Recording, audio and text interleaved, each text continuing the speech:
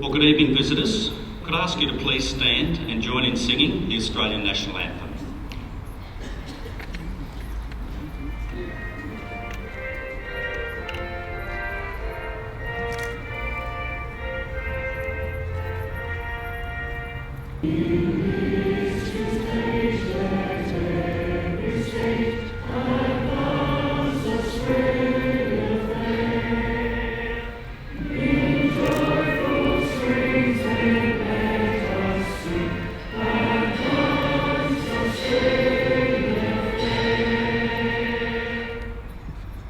The Australian War Memorial was the vision of Charles Bean, Australia's First World War official historian.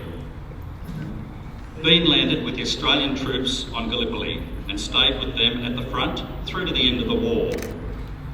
The idea of this national memorial and museum came to him at Pozières in France, in the depths of the bloody fighting of 1916.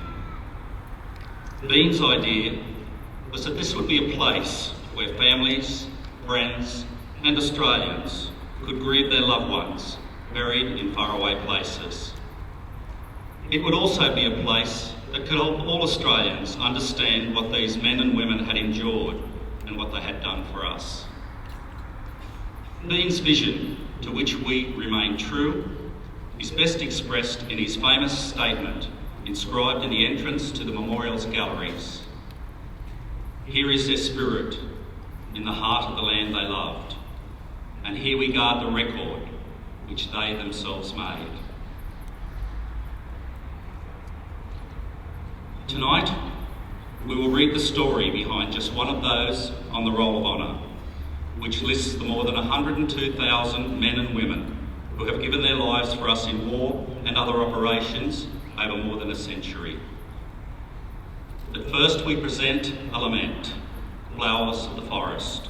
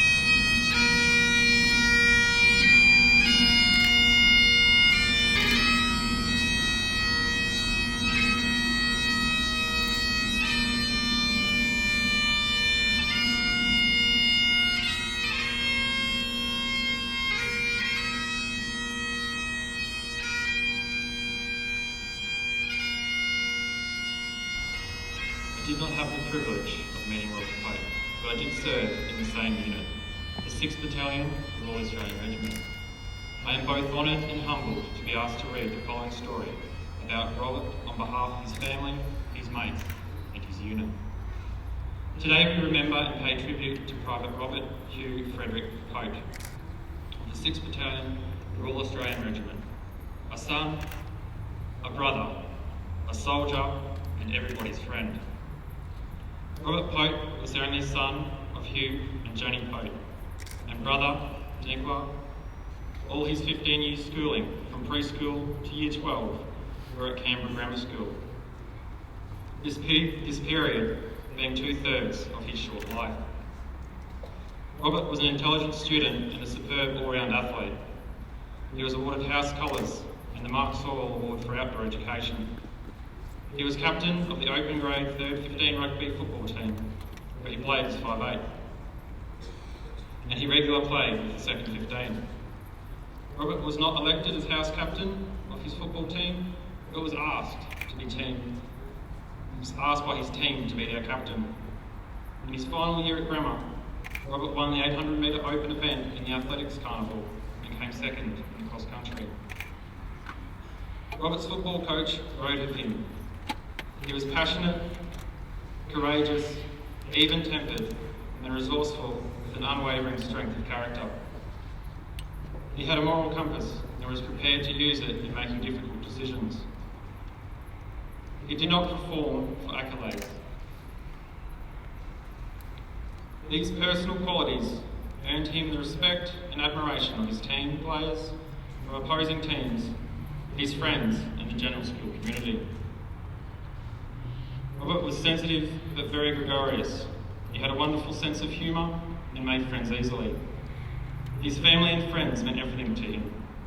He loved the outdoor life, particularly camping, fishing and hunting.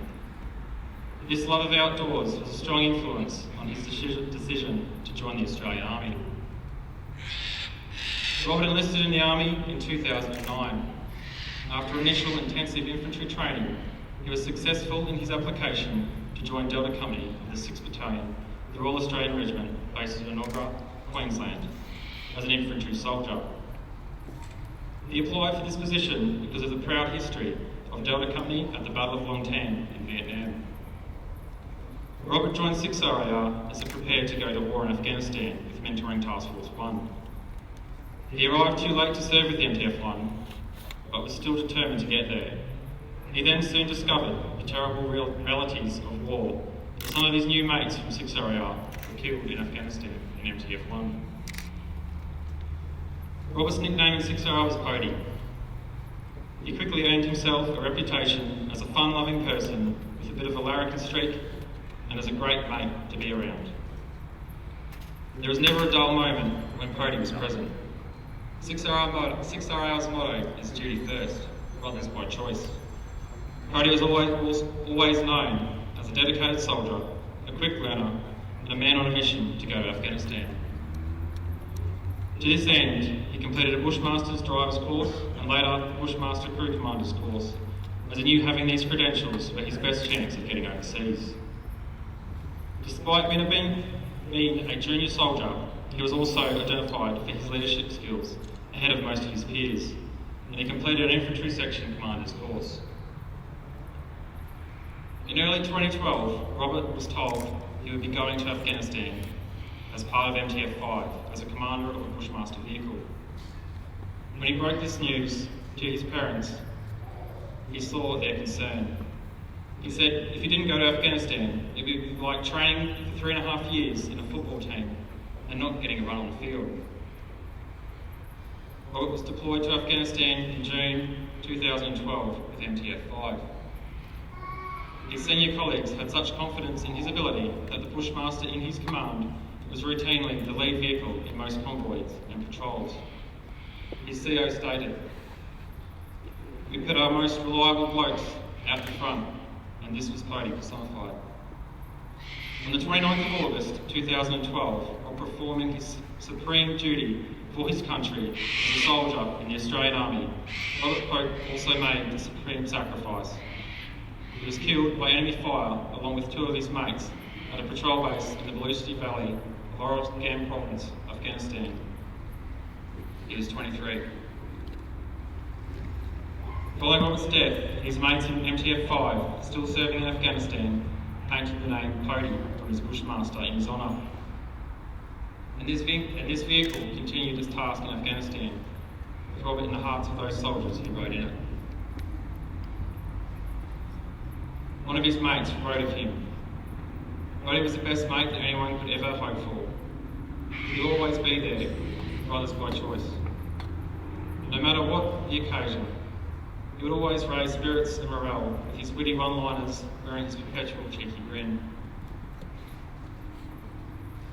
But as great mate as he was even a better family man.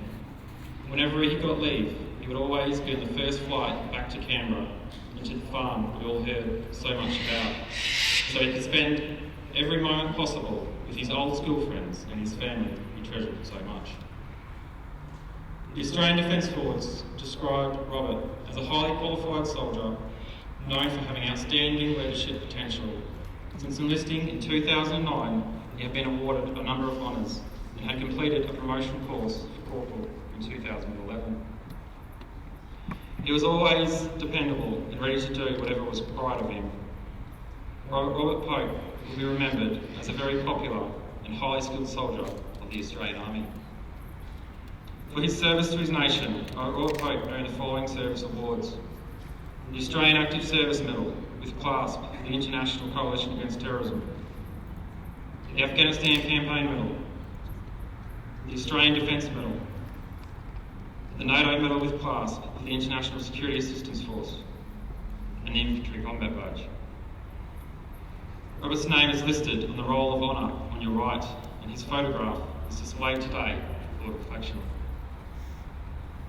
This is one of many stories of courage and sacrifice told here at the Australian War Memorial.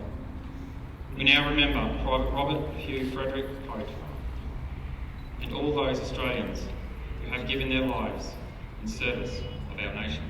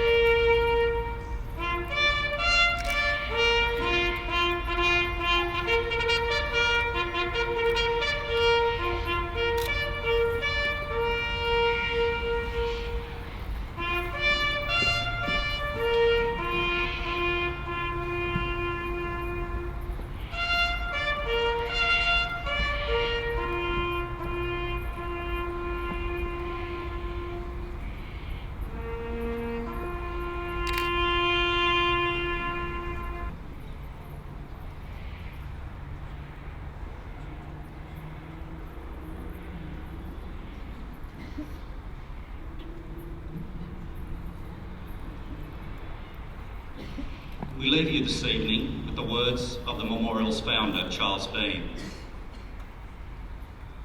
Many a man lying out there at Poitiers or in the low scrub at Gallipoli, with his poor, tired senses barely working through the fever of his brain, has thought in his last moments, well, it's over. But in Australia, they will be proud of this. Thank you for visiting the Australian War Memorial, and good evening.